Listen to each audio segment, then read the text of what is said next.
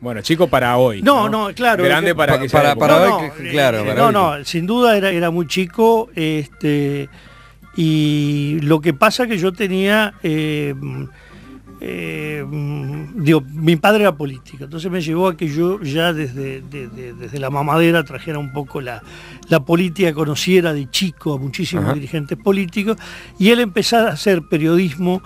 En una época que además los periodistas políticos éramos muy pocos, porque el periodismo en realidad era el periodismo escrito. Las radios tenían los informativos que tenían, por ejemplo, había una única persona en el Parlamento que mandaba información para todas las radios que tenían informativos, ¿no? Que era Hugo Rodríguez Vera.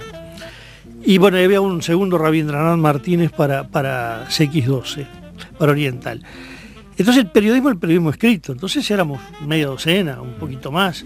Entonces teníamos, además, viviendo dentro del Parlamento. Entonces uno iba desarrollando, los líderes estaban todos en el Parlamento.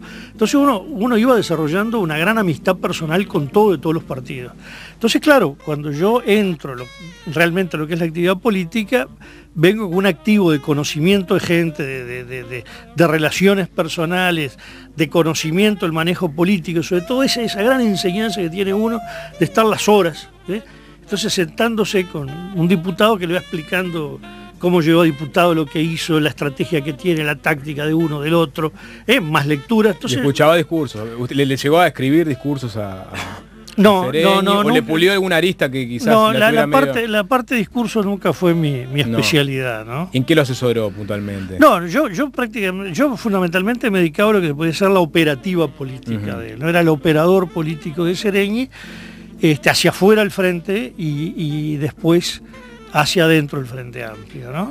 O sea que usted estuvo, por ejemplo, en ese rol en febrero del 73.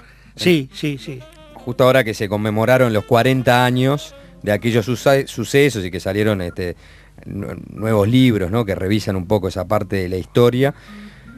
¿Y qué recuerdos tiene de aquellos meses, ¿no? Que fueron tan fatídicos para la democracia, y que uno ahora leyendo los libros que están revisando esa parte de la historia, le queda la sensación de lo devaluada que estaba la democracia, o de lo poco que creían en la democracia, no solo los que no creían en la democracia, sino también los que creían en la democracia. Claro, yo creo que hay que analizar las cosas con mucha perspectiva. Cuando uno mira la devaluación de la democracia en el Uruguay, llevaba ya más de una década, ¿no? Yo tengo la impresión, como reflexiones posteriores, que un drama del Uruguay fue que se terminó un modelo de país en torno a 1955. Más o menos es el de las vacas gordas, el modelo vacas gordas. Sí, que yo creo que es un modelo de muchas cosas, ¿no? Uruguay es un país que se moderniza políticamente un poco después de la modernización económica, más o menos por 1870. Tenemos la modernización económica del país, las grandes inversiones británicas, el ferrocarril, la industria de la carne, el cambio de las razas ganaderas. Y bueno, y con el siglo XX viene la modernización política, muy rápida además, ¿no? Uruguay es un país que rápidamente constituye un Estado democrático moderno con un Estado social, además. Y yo le asigno, quizás ahí a uno le comprende la general de ley, le asigno una importancia muy grande a ese cambio del Uruguay, las oleadas migratorias. Yo creo que el Uruguay cambia en gran medida, pues tiene también un gran trasplante de población de esas oleadas que vienen de Europa hacia el sur de América y hacia el norte de América, y que da un empuje por una migración no de aventureros, no era lo que salían a buscar oro a California, sino las familias que querían construir un hogar, una familia, mediante el trabajo, el ahorro, y que eso generó toda una mentalidad de un país que se agota como modelo por ahí. Y yo diría, el drama del Uruguay es que las élites, todas, políticas, económicas, intelectuales, no lograron entender qué estaba pasando. Yo creo que ahí hay una perplejidad que lleva a que no se había claridad de qué estaba pasando. Nadie tuvo la visión de interpretar dónde podía concluir esa crisis. Sí, del lado de la izquierda se iba a una cosa más general, el fin del capitalismo, el imperialismo. pero no se iba mucho más allá de eso. Hay que pensar que una de las primeras respuestas a la crisis es ir a una reforma constitucional para eliminar el colegiado y volver a la presidencia de la República, como que el fin de un modelo país era porque había un colegiado. Yo creo que fue de las cosas más simplistas que pudo haber. Pero ¿cómo llegamos de esa falta de ideas por parte de las élites políticas y también empresariales a la posición puntual de Seregni en febrero del 73 de pedir la renuncia de Bordaberry? Porque, según lo que se decía, necesitaba equilibrar internamente el partido. Son varias cosas. No, yo decía, primero, porque esto es muy importante porque tiene mucho de actualidad también. Cuidado cuando se empieza a perder la confianza en los sistemas políticos. Cuidado. Cada etapa en un país y en el mundo conduce a fines distintos, pero cuidado cuando se empieza por esto. En los 60 acá se empezó con que no se confiaba en los políticos, no se confiaba en los partidos, y empezaba, la solución era, para unos hay que poner orden, autoridad, acá tienen que venir los militares, para otros acá hay que hacer una revolución, pacífica, no pacífica, de masas, con armas, ¿no? Entonces cuando se llega los 70, ya era un Uruguay donde el valor de la democracia estaba en mucha gente devaluado.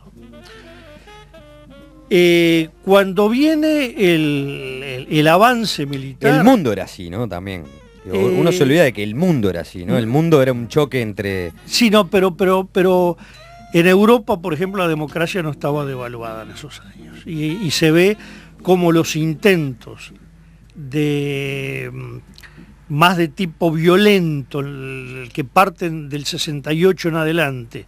Estoy hablando ya no el 68 como protesta colectiva. Es cuando surgen las Brigadas Rojas en Italia, lo que se le llamó la fracción Baader-Meinhof en Alemania, fracasan estrepitosamente. Y fracasan con rechazo de los movimientos de masa, de los sindicatos, de los partidos de izquierda. No hubo golpes de Estado en Europa. Y tuvo problemas de afectación por acciones guerrilleras urbanas muy fuertes, ¿no? Entonces, el fenómeno de América del Sur era distinto al fenómeno europeo. El tema es que nosotros en Uruguay tuvimos un avance militar que no fue autónomo, no fue porque un buen día los militares se hicieron golpistas. Ya venía una veta larga de gente que confiaba en los militares, como del otro lado se confiaba en otro tipo de solución. Lo que ocurre en el Frente Amplio yo creo que son dos cosas distintas. Uno es que hubo sectores que, sumados, son mayoritarios en el Frente Amplio, fueron mayoritarios, que tenían una visión de que las Fuerzas Armadas estaban divididas entre un sector conservador, derechista o gorila, y un sector progresista o revolucionario, peruanista se decía en aquella época por el modelo peruano de Velasco Alvarado. Eso era una cosa. Ahora, lo otro es que sí había coincidencia en que Bordaberry se consideraba que no tenía una fe, una convicción, una lealtad democrática y que no podía ser una salida.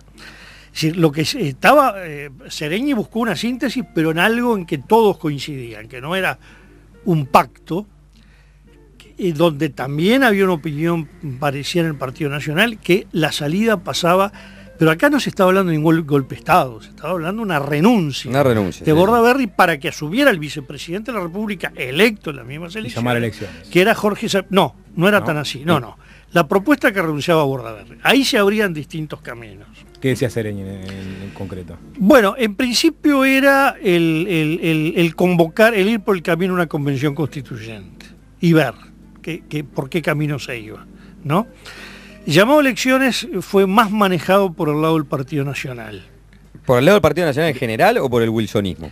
Bueno, en ese momento... ¿Se puede hacer distingos entre el herrerismo y... No, el distingo hay que hacerlo lo siguiente. El Partido Nacional en principio estaba el wilsonismo como tal, es decir, Movimiento por la Patria y el Movimiento Rocha, un grupo... Con una fuerza brutal sobre el resto, ¿no? Porque... Sí, era un poco más de medio partido. El resto, ¿qué ocurre? Que el resto se va fragmentando entre un grupo que eran los hermanos Beltrán, que habían votado con Wilson, pero integraban la coalición de gobierno Bordaberry, tenían un ministro, Valparda, en el Ministerio de Industria y Comercio, y se viene el procesamiento, la ruptura de lo que se llamaba el movimiento Herrera-Heber, donde claramente va quedando una línea cada vez más autoritaria. Alberto Heber Uller, el que fue presidente del Consejo de Gobierno, y en una línea antiautoritaria encabezada por Mario Heber, a la cual le siguen fundamentalmente dos diputados. Uno de Rivera, de donde era Mario Heber, Rodríguez Ibarburu, y Luis Alberto Lacalle, que estaba en su primera legislatura. Entonces, más bien el Partido Nacional es el sector herrerista de Heber, más todo lo de Wilson, que está en esa línea. Y la lista 15, en el Partido Colorado, estaba en la misma línea después del arresto de Jorge Valle.